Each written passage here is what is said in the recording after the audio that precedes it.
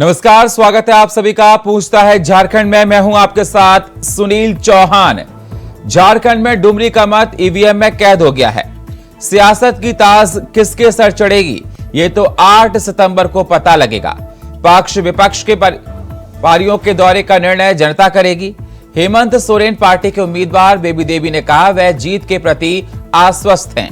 वहीं दूसरी तरफ जहां 9 सितंबर को ईडी मुख्यमंत्री हेमंत सोरेन को पूछताछ के लिए बुलाई है, वहीं अब अवैध खनन मामले में हेमंत सोरेन के प्रेस सलाहकार अभिषेक प्रसाद सहित 20 पर मुकदमा दर्ज हो गया है। झारखंड की हेमंत सोरेन सरकार ने गुजरे 3 सालों में घोटालों के रिकॉर्ड तोड़ दिए। घोटाला करना, घोटालबाजों को बचाना, घोटाले में हिस्सा लेना, दलाल माफियाओं के सहारे पैसे कमाने की इस सरकार का मुख्य काम रह गया है। ये बात बाबूलाल मरांडी ने कही। उक्त बातें हजीराबाद सर्किट हाउस परिषद में भाजपा के प्रदेश अध्यक्ष और पूर्व मुख्यमंत्री पूर्व सांसद बाबूलाल मरांडी ने हेमंत सोरेन सरकार की 4 साल की नाकामियों को प्रेस कॉन्फ्रेंस में कही। मरांडी ने कहा कि उच्च न्यायालय के आदेश पर अगर 6 मई 2021 को केंद्रीय जांच एजेंसी ईडी की कार्रवाई मनरेगा मामले में शुरू नहीं होती, पूजा सिंघल समेत कई लोग पकड़े नहीं जाते, नोटों का भंडार नहीं पकड़ता, तो राज्य को हेमंत सोरेन आज घोटाले के मामले में कहां पहुंचा देते। इस बारे में एक छोटा सा संक्षिप्त जानकारी हमने आपके समक्ष रखी है। तो आपको बता दें, बाबूलाल मरांडी ने कहा कि हाईकोर्ट के आदेश पर शुरू हुई मनरेगा घोटाले की जांच आगे बढ़ी तो रोज एक नए घोटाले उजागर होने लगे, और ये घोटाला उजागर होने का सिलसिला जिस तरह सामने आ रहा है उससे लगता है कि आगे और जांच होगी तो ना जाने और कितने नए घोटाले उजागर होंगे।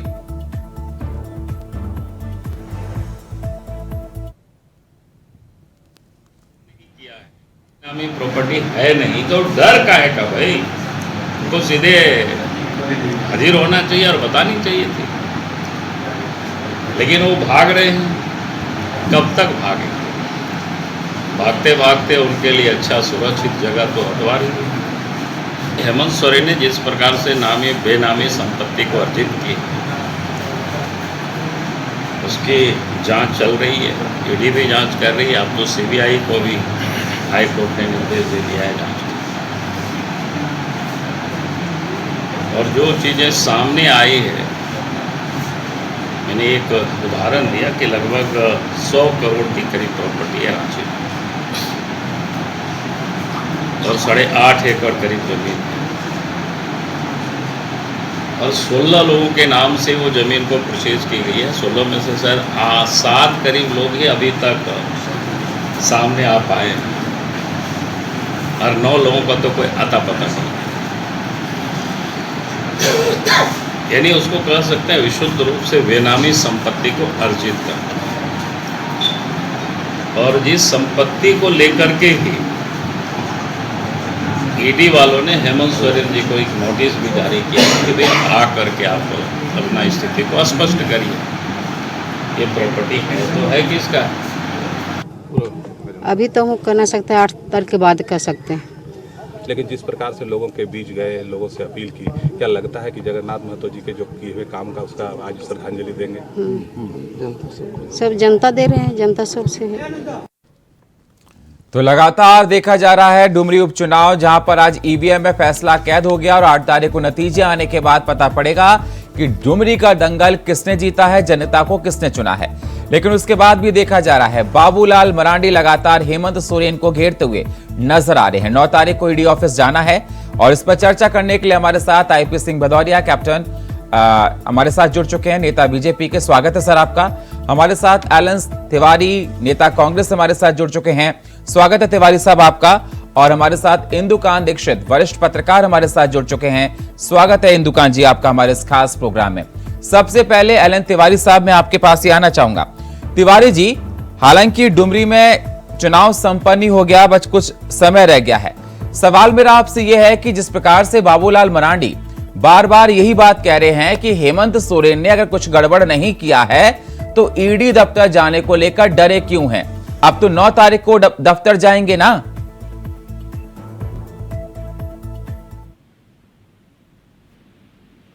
आवाज मिल रही है सर तिवारी साहब?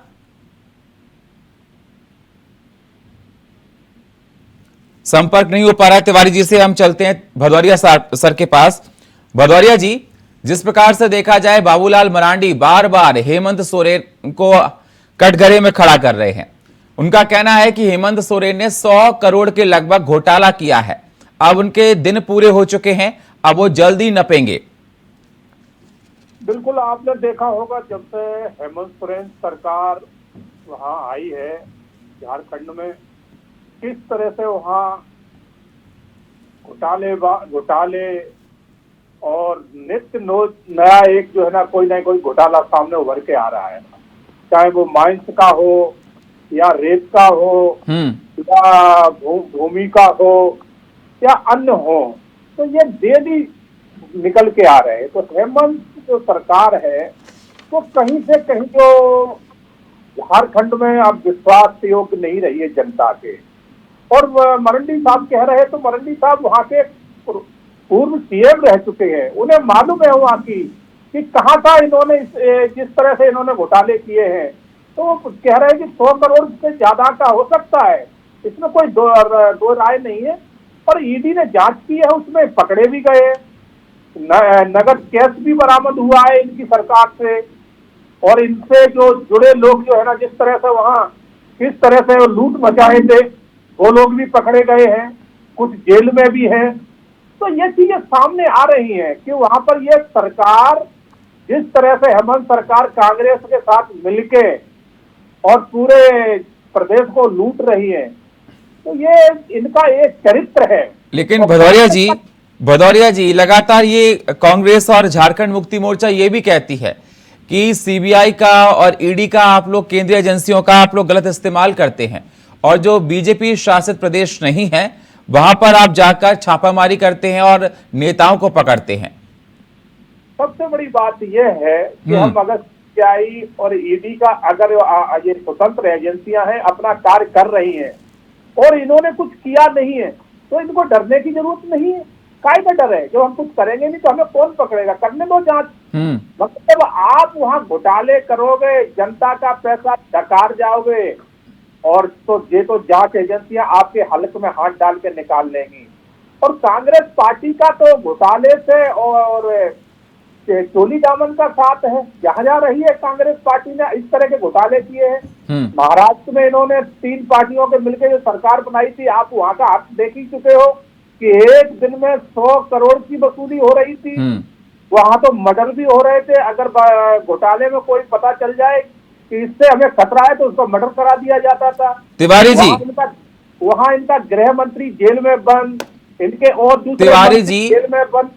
ठीक है भदौरिया सर, मैं आपके पास आऊंगा। तिवारी जी, 20 नए नाम और निकल कर आए और सबसे बड़ी बात, मुख्यमंत्री के सलाहकार प्रेस कॉन्फ्रेंस करने वाले वो भी इसमें शामिल हैं। 9 तारीख को अब तो दफ्तर जाना पड़ेगा हेमंत सोरेन को। तिवारी जी, ये जानना चाहते हैं कि ये जो बात बताई जा रही है दंड क्या है, कैसे? अगर मुख्यमंत्री डुमरी चुनाव में व्यस्त हैं और अपनी व्यस्तता का कारण नहीं गए, तो इसको इस तरह न कर। सर, डुमरी चुनाव आज संपन्न हो गया, अब 8 को नतीजे आ जाएंगे, सब कुछ क्लियर हो जाएगा। 9 तारीख को जाना है। 9 तारीख में क्या अंतर, कौन सा वहां पे उनको कन्वेंसिंग करनी है, चुनाव प्रचार करना है वहां पर? ये बताइए, 8 तारीख को रिजल्ट होने वाला है। हाँ, अगर परिणाम इसकी संभावना अधिकाधिक है। अरे सर, हर बार ये देखा जाता है ईडी दफ्तर जाने के लिए कुछ ना कुछ बहाना निकाल लेते हैं। क्या मन में डर है, क्या चोर छुपा है सर? देखिए, जाकी रही भावना जैसी। अरे सर, भगवान से कंपेयर थोड़ा ना कर सकते हो, आपको जाकी रही भावना जैसी मुहूर्त देखी। एक बात पर सवाल करिएगा तो मैं जवाब। सर, सवाल इसलिए कर रहा हूं क्योंकि आप बात ही घुमा फिरा के ऐसी बोल रहे हैं। सीधा सवाल मेरा सर तिवारी जी आपसे यह है कि 9 तारीख को ईडी दफ्तर जाना है हेमंत सोरेन को, क्या इस बार भी बहाना करेंगे, डाकिया जाएगा? आपने कहा कि डुमरी में भी वोट पड़ रहे हैं, वहां पर डुमरी चुनाव 8 को नतीजे आ जाएंगे, सब चीज क्लियर हो जाएगी। आप कह रहे डुमरी चुनाव व्यस्त है। जरा मुझे समझाइए, आपकी बातें मेरे तो कल्पनाओं से परे लगती हैं मुझे तो। अब लगातार सवाल पर सवाल दागेंगे कि भदौरिया जी का हूं करके सुन रहे थे। मैं विनम्र निवेदन करता हूं कि आप मेरा उत्तर सुने। सर प्लीज, मैं आपका नहीं उत्तर सुने। सुनूंगा, लेकिन आप किस प्रकार के जवाब टोका-टोकी देंगे, मुझे करिएगा टोकना तो पड़ेगा नहीं। मुझे। ये टोका टोकी करिएगा तो हम नहीं जवाब देंगे। फिर भदौरिया जी का बुलवाइए। और मैं किसी का गुण नहीं गा रहा सर, भाषण प्लीज सुनवाइए। तिवारी जी, मैं किसी का गुण नहीं गा रहा, अपनी आप बात को रखिए। प्रवचन भदौरिया जी कर रहे हैं, सुनवाइए, मैं कुछ नहीं बोलूंगा। अरे सर बोलिए सर।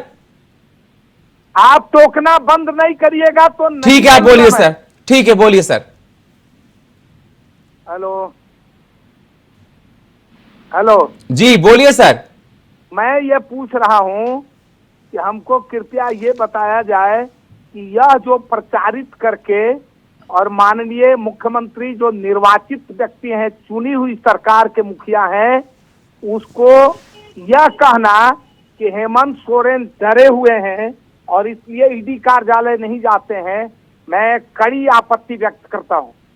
मैं यह भी निवेदन करता हूं कि मुख्यमंत्री का व्यस्त कार्यक्रम जो अभी आपने पूछा है, तो मैं यह स्पष्ट कर दूं कि 8 तारीख को इसके रिजल्ट आने वाले हैं, जिसमें इंडिया गठबंधन के नेता और प्रत्याशी देवी का जीत सुनिश्चित है। करीब करीब 99% जीत सुरक्षित है। आगे 1% तो रिजल्ट जनता जनता है तो उसको 100% कहा जाता है। ठीक है। लेकिन हम लोग अपनी जीत के प्रति आश्वस्त हैं और मैं ये निवेदन कर रहा हूं कि ये बात समझ लीजिए कि मुख्यमंत्री डरे हुए नहीं है और अपनी व्यस्तता के कारण नहीं पहुंचे हैं। व्यस्तता जैसे खत्म हो गई, 8 तारीख को यदि जीत हो जाती है, 19 तारीख को 9 को जब विजय जुलूस निकलेगा तो मुख्यमंत्री की उपस्थिति आवश्यक है। और रह गई बात भदौरिया साहब के कांग्रेस कांग्रेस कांग्रेस, तो मैं ये निवेदन कर दूं विनम्रता पूर्वक कि इनको फोबिया रोग हो गया है कांग्रेस का। इनको दिन सूझता कांग्रेस, रात सूझता, खाते सूझता, सोते सूझता, हर समय इनको कांग्रेस का फोबिया रोग है। और अभी चिंता ना करें, भदौरिया साहब को कह दें कि यह विश्राम करें। अब जनता भदौरिया जी पूरी तरह नकारने वाली है। इंतजार करिए रिजल्ट का। पहले तो डुमरी भदौरिया जी फोबिया हो गया आपको कह रहे हैं।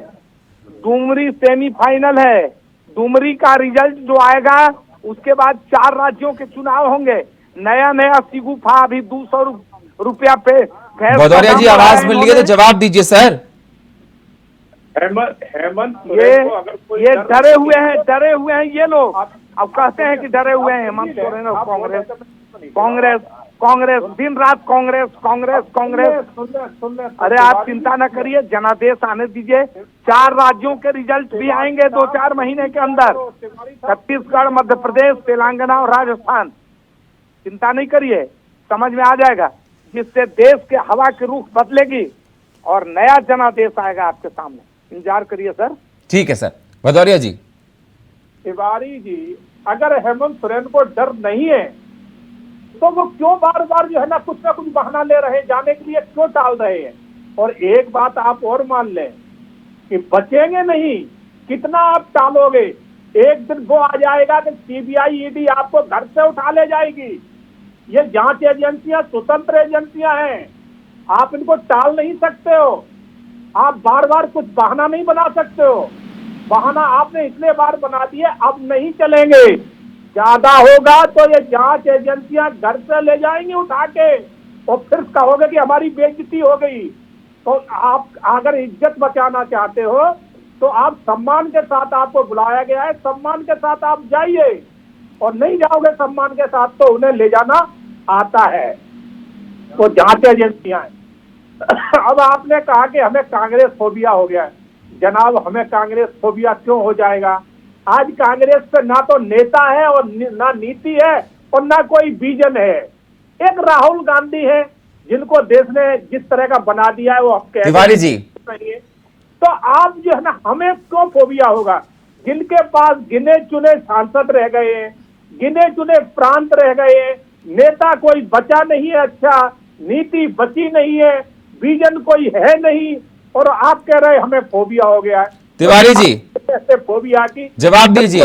ये फोबिया आपको ही होता रहता है, जो रातों दिन नरेंद्र मोदी के नाम से गालियां और कहीं ना कहीं झूठे ब्लेम, और इंडिया में मन नहीं भरता है तो विदेशों में जाके कहते हो कि भारत में अब तो संविधान ही नहीं बचा है, पेट्रोल छिड़का हुआ है, माचिस लगाने की जरूरत है। कभी चाइना के साथ खड़े हो जाते हो, चाइना की तारीफ करते हो, हिंदुस्तान की आर्मी को आप जो है ना बदनाम करते हो कि हमारे तो सैनिक मारे गए, चाइना के लोगों ने मारे गए। तो आप इस तरह की बातें तो आप लोग करते हो, हम तो राष्ट्रवादी लोग हैं, राष्ट्र हित की बात करते हैं। और 9 साल की सरकार में कोई घोटाला नहीं हुआ है, और 10 साल की मनमोहन सरकार में डेली एक घोटाला होता था, डेली एक घोटाला होता था। ठीक है, तो जनाब पहले इंदुकान दीक्षित जी हमारे साथ जुड़े हैं सर। ठीक है, आपके फोबिया की जरूरत नहीं है जी। मैं आता हूं सर आपके पास। ओके ओके, एक सेकंड, तिवारी जी मेरे साथ जुड़ चुके हैं। दुकान जी मैं आपके कट गया है सर, अभी मैं तिवारी जी आपके पास आता हूं। आपके थोड़ी आवाज में प्रॉब्लम हो रही है। इंदुकान जी मेरी आवाज सर आपको मिल रही है? जी मिल रही सर। आपने बहुत अच्छे सुन लिया होगा तिवारी जी को, और आपने सुन लिया होगा आईपी सिंह भदौरिया जी को। सवाल सर मेरा सर आपसे यही है कि डुमरी में इलेक्शन हो रहा है और संपन्न भी हो चुका है लगभग, और 8 तारीख को नतीजे आएंगे, और 9 तारीख को ईडी के द्वारा बुलाया गया है सीएम साहब हेमंत सोरेन को। लक्ष्मी जी एलन तिवारी जी ये बोल रहे थे कि अगर उनको फुर्सत हुई तो वो जाएंगे, क्योंकि वो बहुत बिजी लाइफ है उनकी। मानते हैं भैया सीएम साहब में बहुत बिजी होते हैं, प्रचार किए बहुत किया, लेकिन मैं आपसे ये जानना चाहता हूं सर, सांच को आंच क्या, अगर कुछ किया नहीं तो उनको दफ्तर जाना चाहिए। जी सुनील जी नमस्कार। नमस्कार कैप्टन साहब को मेरा नमस्कार, तिवारी साहब को भी। देखिए जो लक्ष्मी नारायण जी कह रहे थे कि जब समय मिलेगा मुख्यमंत्री व्यस्त है, ये तो वास्तव में व्यस्तता तो जाहिर सी बात है कि मुख्यमंत्री का कार्य ऐसा होता है, जिम्मेदारियां इतनी होती हैं कि व्यस्तता रहेगी, और उसके बाद फिर एडिशनल व्यस्तता हो जाती है जब कमीशन खोरों का हिसाब किताब भी अलग से रखना पड़ता है। उनके साथ के उनके खुद के अपने जनप्रतिनिधि जब हिसाब किताब लेकर भेजते होंगे रात को कि आज इतनी वसूली हो गई, उनके एडवाइजर्स, तो ये व्यस्तता और डबल हो जाती है। अब आप ये देखिए कि जब एजेंसी इतनी व्यस्तता में सारी जांच कर रही है, देश में कितने भगोड़े, कितने बेईमान, कितने दलाल लोग हैं, उनकी व्यस्तता जायज है और मुख्यमंत्री की व्यस्तता भी जायज है। इसलिए जो 1 हफ्ते पहले, 15 दिन पहले समय दिया जाता है, 1 अपॉर्चुनिटी, 2 अपॉर्चुनिटी, 3 अपॉर्चुनिटी, उसके बाद भी अगर कोऑपरेट न किया जाए तो फिर देखिए एजेंसियां मजबूर होकर कई बार फिर गिरफ्तारी करती हैं, और उसके बाद पॉलिटिकल मुद्दा बनाया जाता है कि देखिए जी इनके साथ नाइंसाफी हो गई। आपने देखा अभी कल आपके यहाँ बहस में किस तरह से चर्चा हो रही थी कि 2 सांसदों के यहाँ बिना किसी नोटिस के छापेमारी की एसीबी ने। तो कांग्रेस के जो प्रवक्ता कल थे आपकी डिबेट में, वो क्या कह रहे थे कि एजेंसियां अपना काम कर रही हैं। तो इसी तरह से कल ईडी और सीबीआई भी जो एजेंसियां हैं राष्ट्रीय, वो अपना काम कर जाएंगी संवैधानिक दायित्व के तहत। तब तो कांग्रेस और तमाम जो सत्ताधारी दल के लोग हैं झारखंड मुक्ति मोर्चा के, वो उसको राजनीतिक रंग देने की कोशिश करेंगे। ये दुर्भाग्यपूर्ण है। मेरा मानना है सुनील जी कि जहां भी भ्रष्टाचार के आरोप हो, इस पे सर्वोच्च न्यायालय भी देश का बहुत सख्त है, वहां पे एजेंसियों के साथ कोऑपरेट करना चाहिए। सीएम साहब के जाने का क्या मतलब देखा जाए सर, ना जाने का क्या मतलब लगाया जाए? जाहिर सी बात है, देखिए कैप्टन साहब ठीक कह रहे थे कि साच को बात क्या, अगर आप पाक साफ हैं, आपके पास छिपाने के लिए कुछ नहीं है, तो जब बुलाए तब जा सकते हैं। आपको याद होगा कि केंद्र में जब कांग्रेस की सरकार थी, नरेंद्र मोदी को मुख्यमंत्री के तौर पर जितनी बार ही बुलाया गया, जवाब दीजिए तिवारी जी। जब पहले मुख्यमंत्री को बुलाया गया हेमंत, मैं आपसे जवाब लेना। तिवारी जी आवाज मिल रही है सर? सुनिए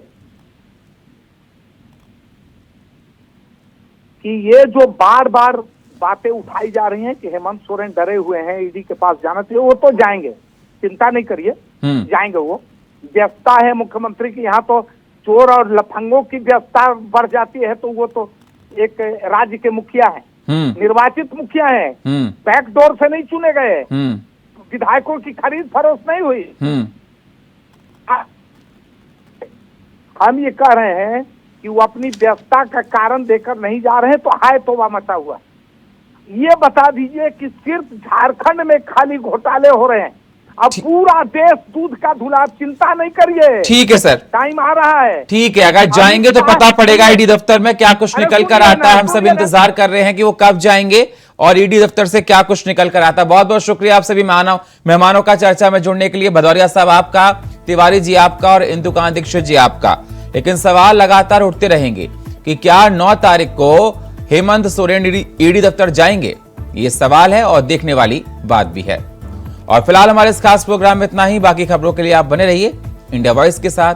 तब तक के लिए नमस्कार।